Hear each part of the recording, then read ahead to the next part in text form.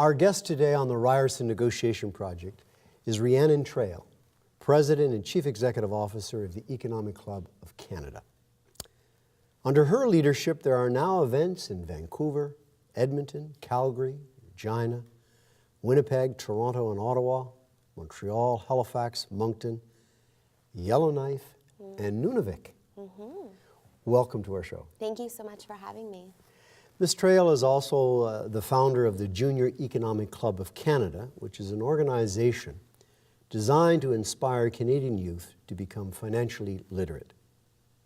She has successfully developed 3 financial literacy toolkits to aid educators in teaching financial skills to high school students. In September of 2014, our guest launched the Junior ECTV, a television program that provides a platform for young Canadians to talk about important issues. In 2013 and in 2015, our guest was named one of Canada's top 100 most powerful women in business. She was also named one of Canada's change agents by the Canadian Business Magazine in 2016. She's a graduate of Ryerson University, is also a singer, a golfer, and a runner. She currently resides in Markham, Ontario with her husband Eric and her 2 sons, Luke and Bennett. Welcome to our show. Thank you so much. That was quite the introduction. I appreciate it. So tell us a little bit about the stakeholders that you have at the Economic Club of Canada. Absolutely. So the Economic Club of Canada, David, as you know, is known as Canada's national podium of record. So we are working with all of Canada's corporate institutions right across the country. So our stakeholders and our members are quite honestly any and all of Canada's business community, not-for-profit community, But didn't government you change officials. that? Wasn't it just the Toronto Economic Club at one time? Yes. When I started at the organization, it was the Economic Club of Toronto.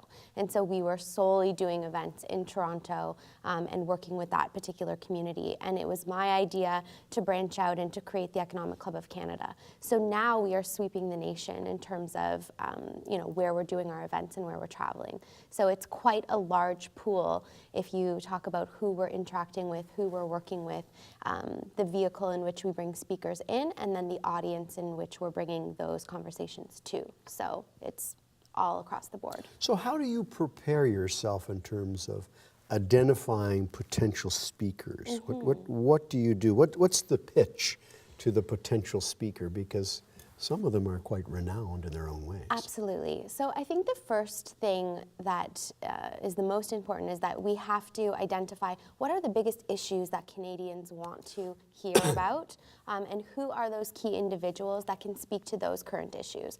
So the number one thing I have to do is know what's going on in the world. That's the first step.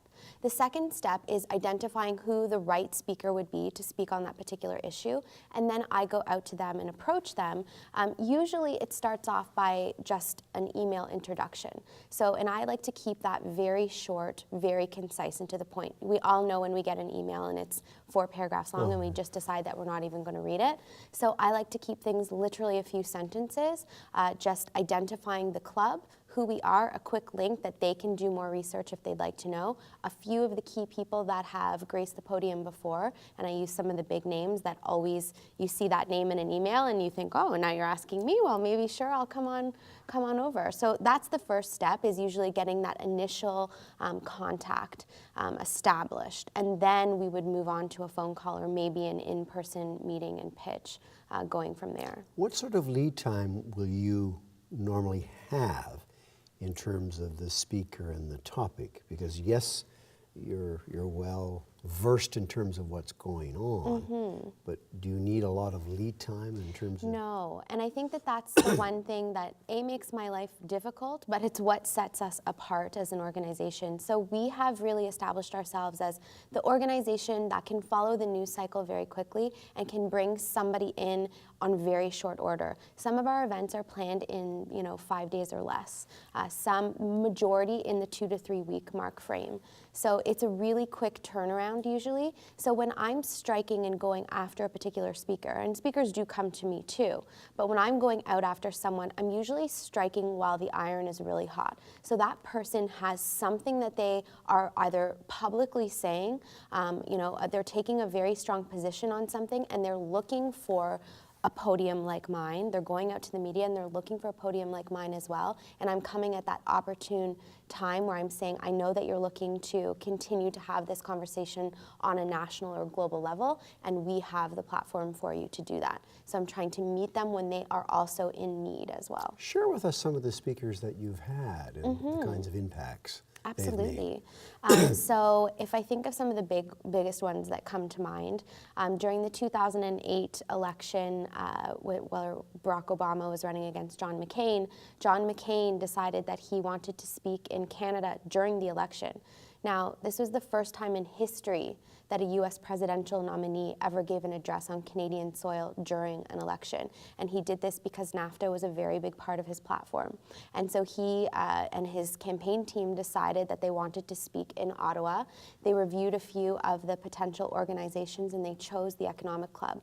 We had to put that together in 5 days. The security detail on that event alone would just spin your mind. Of course, because it was during election time, we had a jet of American media come as well. So CNN, the New York Times, I mean, you name it. Exciting. It was very exciting, but also, dealing with media in general can be difficult sometimes. American media is a whole nother ballgame. We'll come back to the media in a moment. Yeah. I was in Ottawa at the time. We had a working lunch with John McCain when he was in Ottawa at the time, the ambassador, the U.S. ambassador. And I didn't get to go to his speech, though, in Ottawa. I wish we had known each other then, because I would have got you in. But so that was a huge one that I think of. Most recently, we just hosted the President of France, François Hollande, came and addressed Parliament in Canada, and they decided last moment that he would also like to address Canada's business community. So we hosted that. So, I find myself sitting at a table for lunch with then our Prime Minister, Stephen Harper, and François Hollande around a table. An interesting day, to say the least. Prime ministers from across the board internationally, and Arnold Schwarzenegger, Bill Clinton. I mean, you name it. We've probably hosted them or are trying to host them. Excellent, excellent. Tell me about your style in terms of communicating, whether it's with internal stakeholders, external stakeholders. What is your style? Are you an email? Are you a text? Do you like to do one-on-one? Are you a phone? Is it a combination? What has worked for you in terms of your communication style? So it depends on what I'm going after. I'm someone who really likes to keep things short and sweet and quick. So definitely if I'm going after a speaker, a quick email would probably be all that I would do. If I'm really going after something, a larger relationship or a larger opportunity, especially through my Junior Economic Club vehicle, I'm asking for more out of that. And so I always want a face-to-face.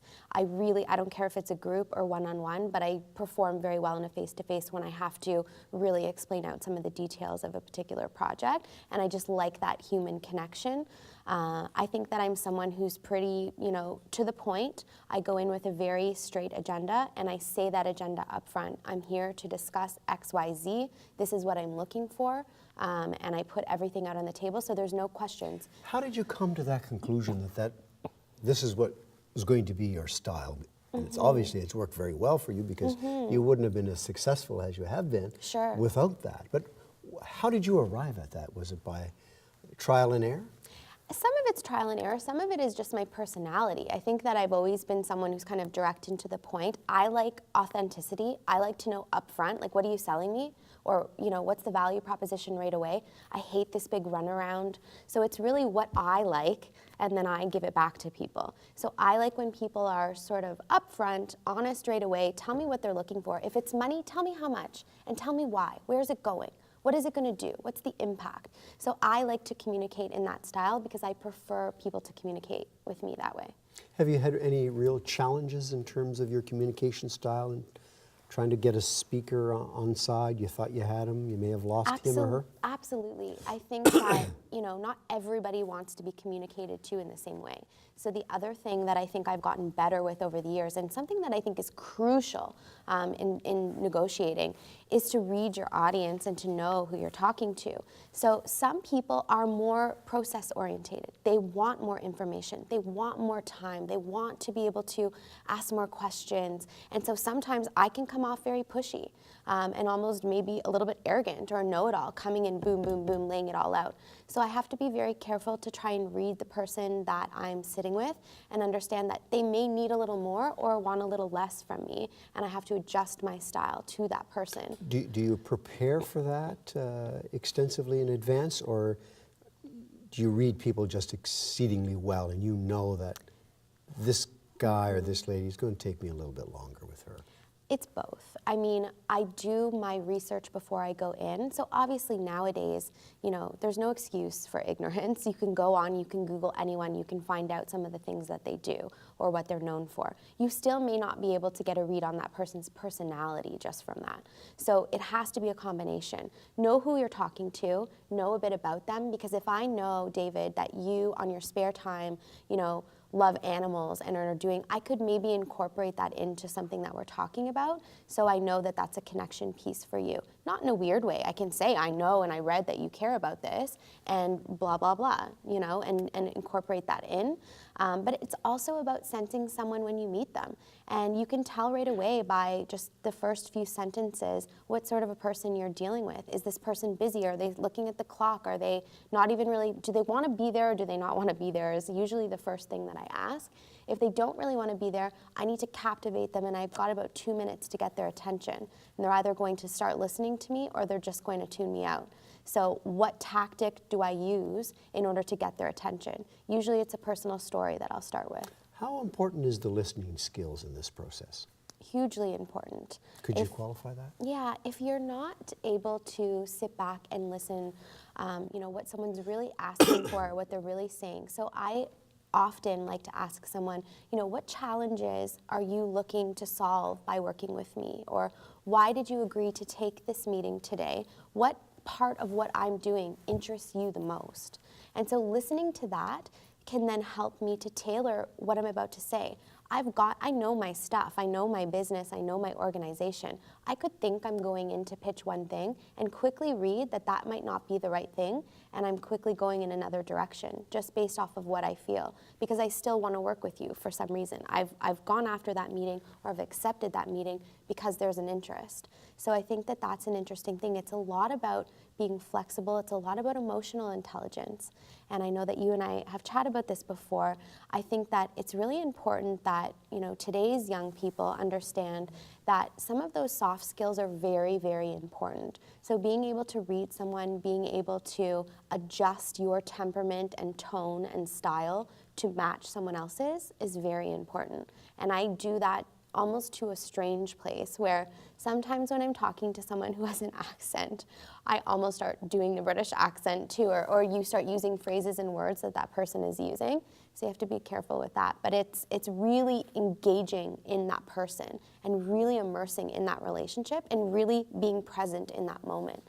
I'm assuming, and it's never good to make assumptions, you have to verify them, but I'm assuming that this is authenticity at its best. I think so. I really do think so. I mean, if you're going to listen to me and then ask questions in terms of the impact, you really have to listen to what I say. Absolutely.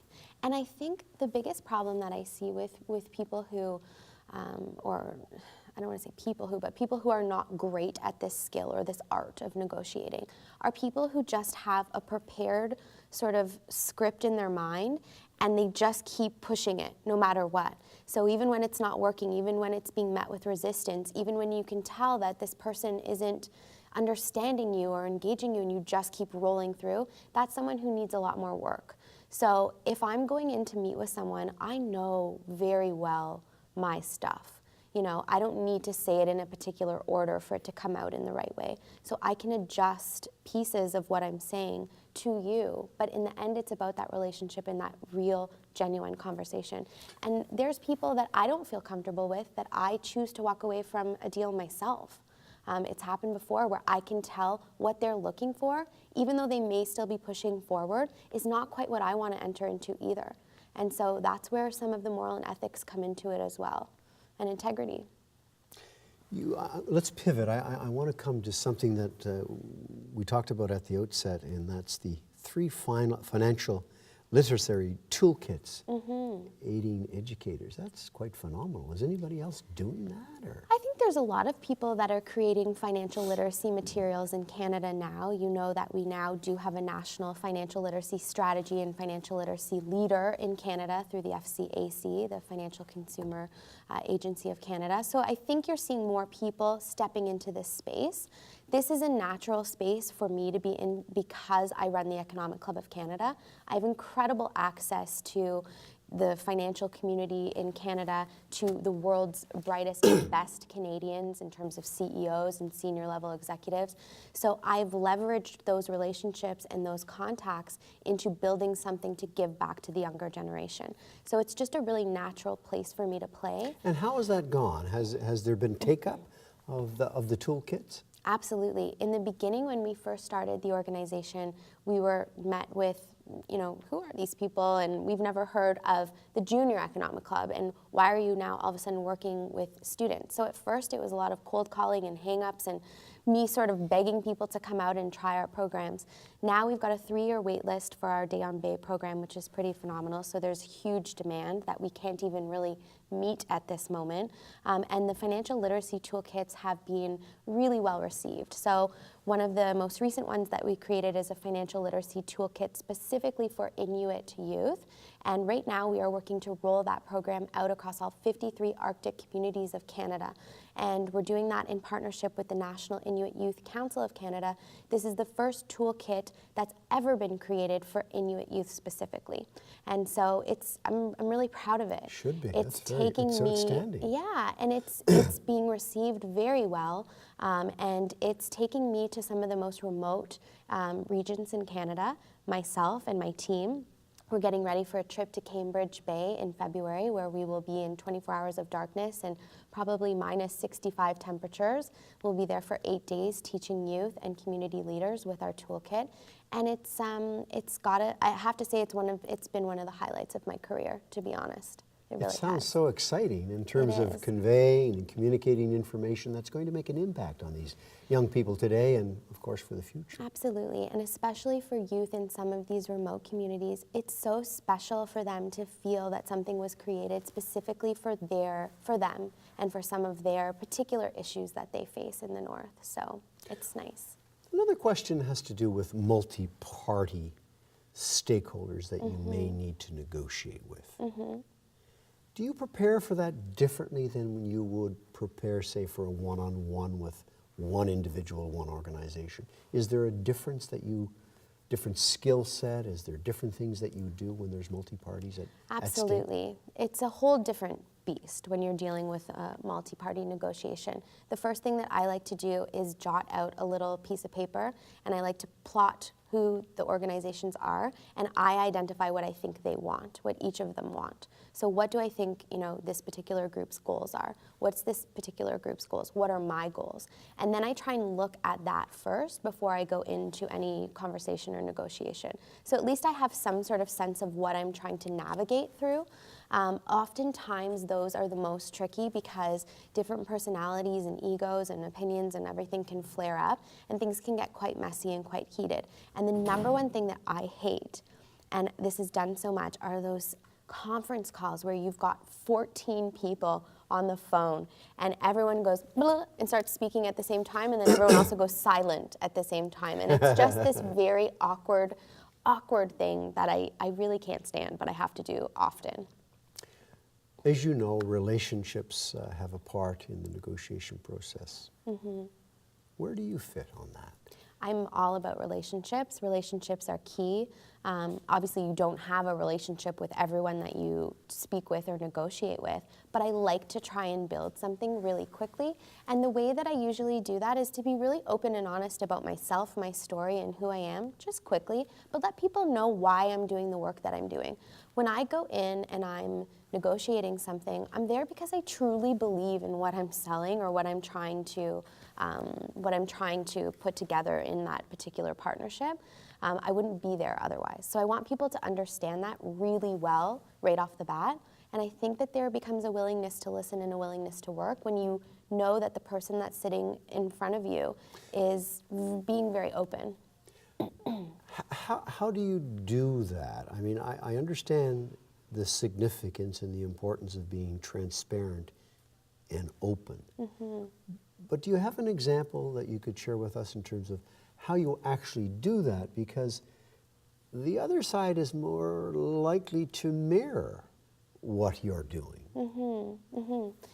Well, what I generally do, especially if I'm going in for something junior economic club related, I tell my personal story very quickly. So I'll go in and I'll let them know that I come from a single parent household background and that I'm someone who didn't grow up with a lot, and my family didn't have an education. And so now when I'm in this position, the idea of equipping other young people with those skills is so important to me. So that's what's led me to here. And then I go on to talk about some of the projects, but you can see why I've started into this. And so it makes, it sort of frames everything in that. It's so authentic. Well, it's just being honest. And again, I think that I've not taken on anything in my life that didn't feel authentic to me. I wouldn't accept a position or a job or, a contract if it didn't feel like it was hitting my internal mandate, if that makes any sense. So I'm there usually because I really want to be there, and I let somebody know that right off the bat. So I think that's very, very important, to be transparent, to be open, and then to be authentic. And I think people respond to that very well. Absolutely. I would argue that they would respond very negatively if you weren't open and you weren't transparent and you were phony. They would respond in a negative way, or certainly in a different way. Absolutely. So that is quite a characteristic, particularly for our viewing audience that see that. For sure. Now the one problem is that a lot of people, when they're new at the negotiating process, are nervous. And so sometimes your own nervousness can make you come across as being phony or closed or some of those things, and you're really not trying to be. So I always say, call the elephant out in the room. So if I always know when I'm walking into a room, I'm usually not what someone expects to meet with when they think of the president of the Economic Club of Canada. I hope that's changing. But I know that I look young, I'm a young woman, it's not what they were expecting. So I usually say that off the top too, like, hey, I know that I look pretty young, but I know my stuff, and here's what I've been able to accomplish, and here's what I'd like to do with you. So I kind of take it away, I take it out of the room, it becomes mine again, those thoughts or those things. So if you're someone who's nervous, going in and saying, you know what, this is one of the toughest things for me to do, I love doing this side of the work, these negotiations are always difficult for me, but I'm gonna do my best to tell you why I'm here and da-da-da. But in developing that style, were you always that way, or did you have to develop it?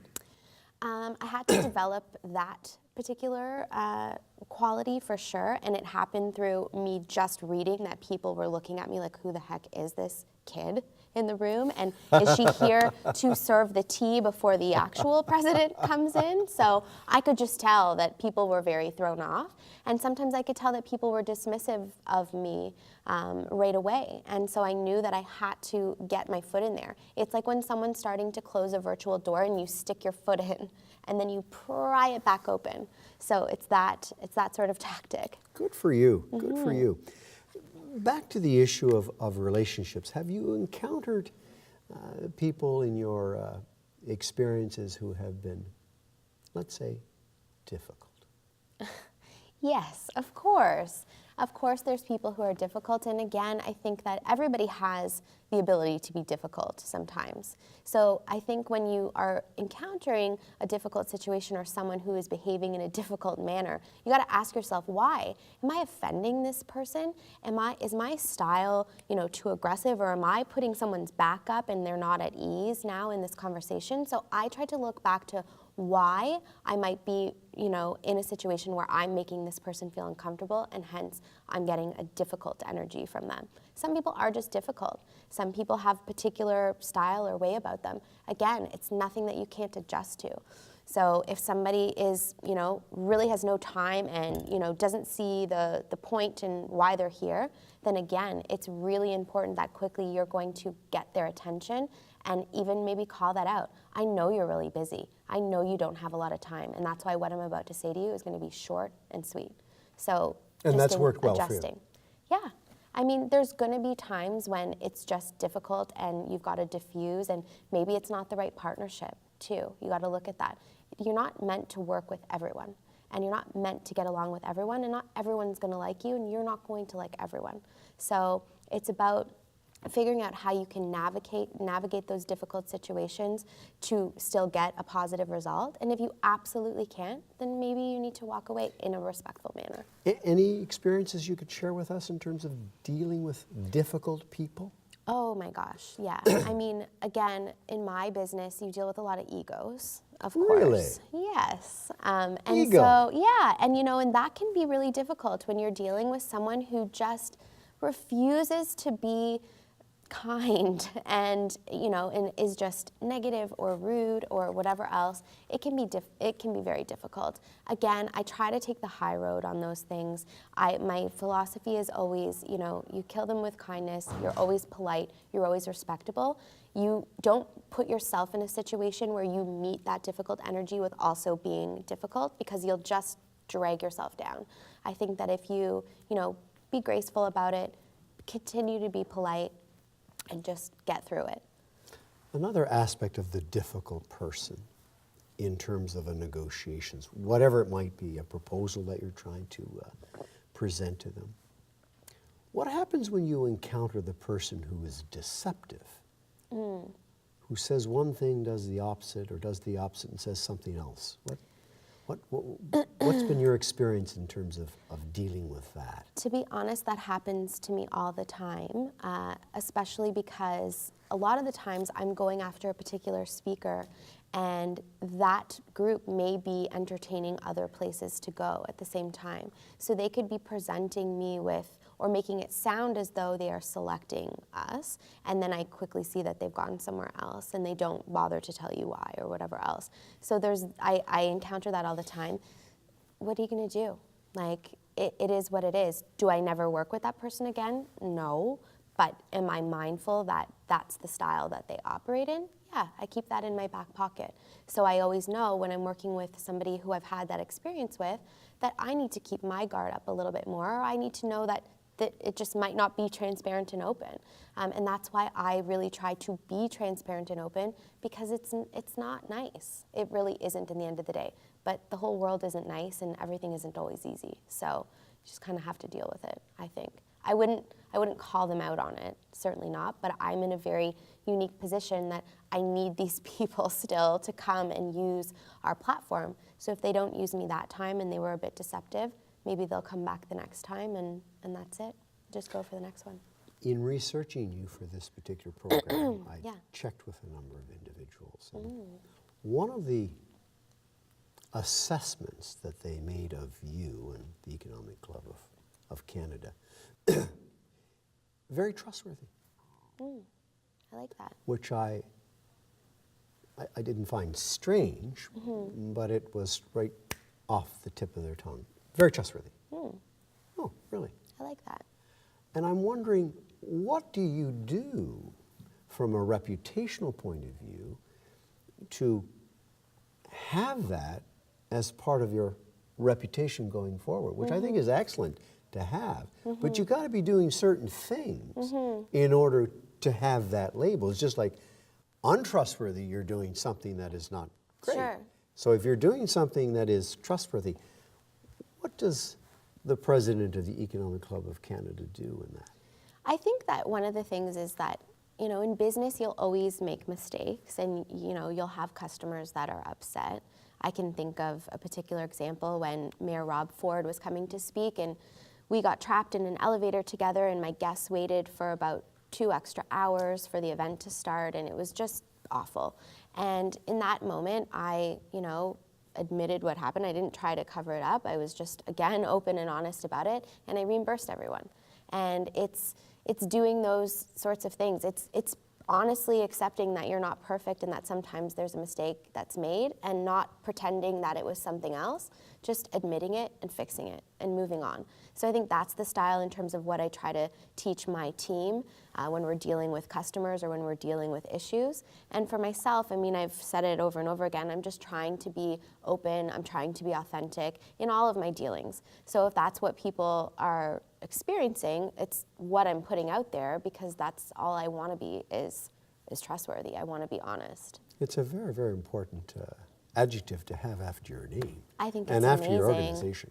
I mean, 3 people have told me that. That's amazing, and I'm honored, and that's exactly what I would hope for, but never imagine that it would be the first thing that people say. Because some of the young people that I work with and I'm engaged with, there is a tendency to fake it until you can make it. And I'm not sure that's the best way for them to proceed with their chosen career or their chosen field of endeavor. And it just seems to lack the authenticity. But I'm not sensing that from you at all. No, I've been very open and honest about the fact that I was young and that I, was learning on the go, for sure. But I was also probably someone who faked it a little bit to myself. So again, there was lots of days when I first took over as president and CEO. I was only 27 years old, and You're only 28 now. I wish, but I'm not too much older. but I was young, and I knew that could be used against me. And so my idea was that I was just going to put my head down and do the work and make sure that the quality of the events that we did was, if not better than it was before my predecessor left. I was going to make sure that, I was expanding and I was, building this national strategy, and I wasn't looking for accolades. And for me, I'm just as comfortable doing the